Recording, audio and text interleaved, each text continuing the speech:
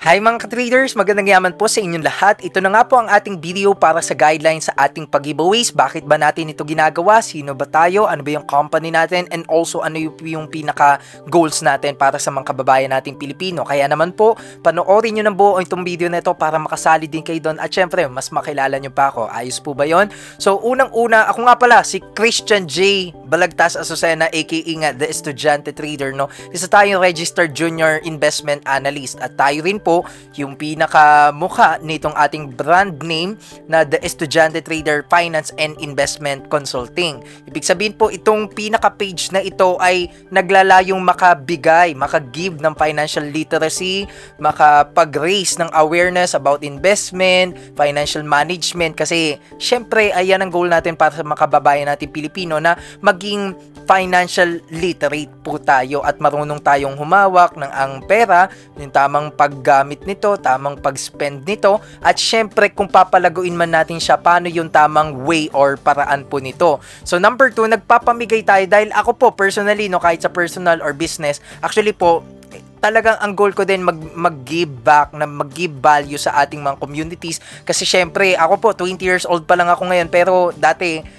nagpopog lang din po ako, no? Bata po ako. So ngayon, ang goal natin ay bigyan din ng opportunities, mga assistance, yung talagang qualified po at totoong nangangailangan, no? Kaya naman po, yan ang goal natin, mag-give back, pasalamat din po sa inyo. So kaya naman po ang kailangan nyo lang gawin ay mag-follow at mag-like sa page na ito. Number 2, syempre i-share at i-like yung post. At number 3 po, definitely kailangan po talagang mag-message kayo kung bakit kayo yung karapat-dapat na manalo.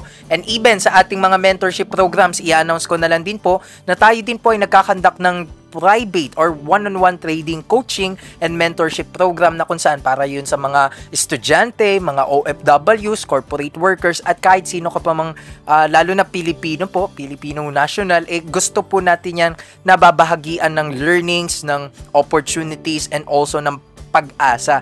Okay, kasi marami yung mga Pilipino, 'di ba? Alam naman natin, magagaling tayo, hardworking tayo, pero bakit hindi masyado muunlad? Kaya yan ang pinaka-goal po natin, na tayo ay not just only to give help or assistance or pera or edukasyon, but also bigyan natin, no, ng pangkabuhayan, bigyan natin ng pag-asa, no, yung burning passion and desire yung mga Pilipino sa puso nila na coach gustong umunlad, no. Thank you sa pagbibigay mo ng learnings, ng tiwala at ng suporta yan sa mga kababayan nating Pilipino. Kaya once again, yun lamang po. Maraming salamat at sana mas nakilala nyo pa ako. God bless you all and see you on my next vlog. Bye bye po.